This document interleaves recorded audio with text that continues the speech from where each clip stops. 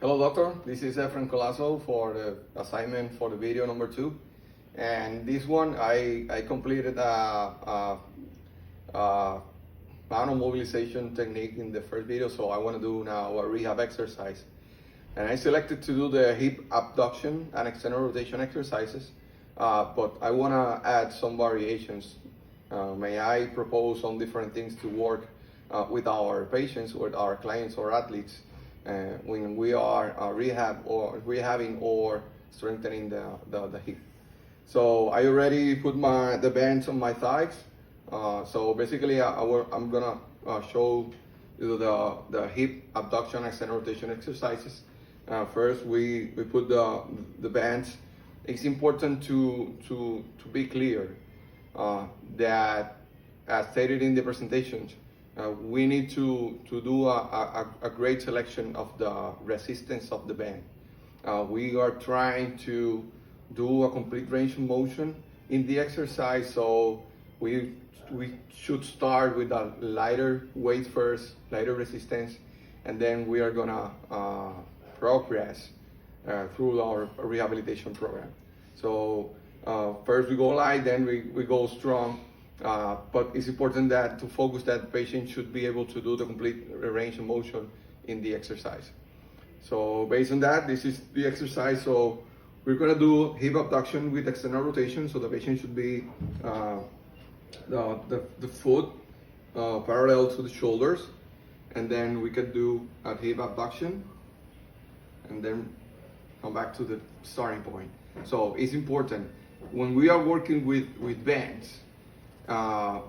We are trying to do the concentric motion, but at the same time, this modality helps us to work with the eccentric force.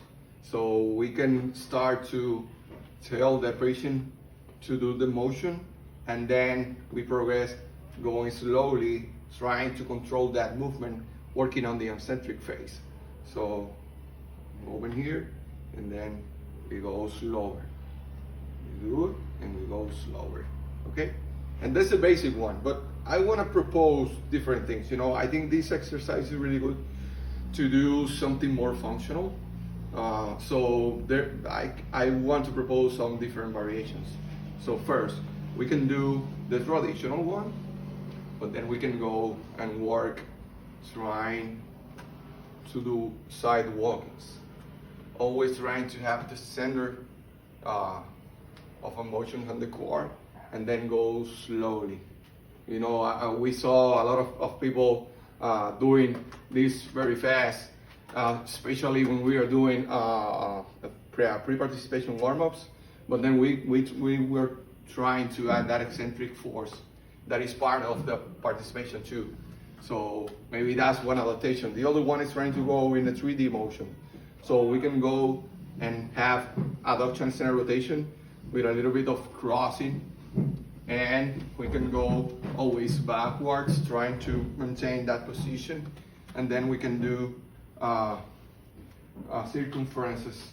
So trying to add that functional exercise, those functional modifications to work in different aspects, and the patient try to strengthen their articulation, always to the functional matter. So, and may I add the squats? I just stated before in the presentation. So we can maintain that position, and then we do the squat, and also try to keep that position all the time, working on the eccentric phase.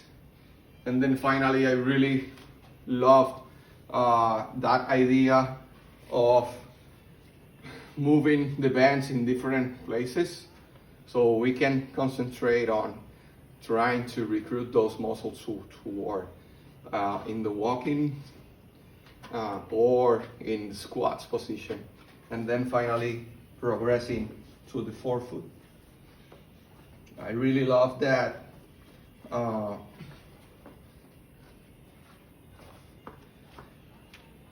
Yeah, it's definitely more heavier. Probably this band is not the correct for me because it's very tight. I am not strong enough to handle it. So in this variation, I should use another band, I don't have it right here right now, but definitely I should use another lighter string bend and then progress it. But definitely doing that modification is pretty good. And you really involve more the hip musculature, in this case the hip abductors and external rotators. So that's it for the video. I hope I did it great. I think this is a very good exercise for working those hip abductors and external rotators. And this variation let us work in different planes of motion, working in a more functional model for the benefit of our patient.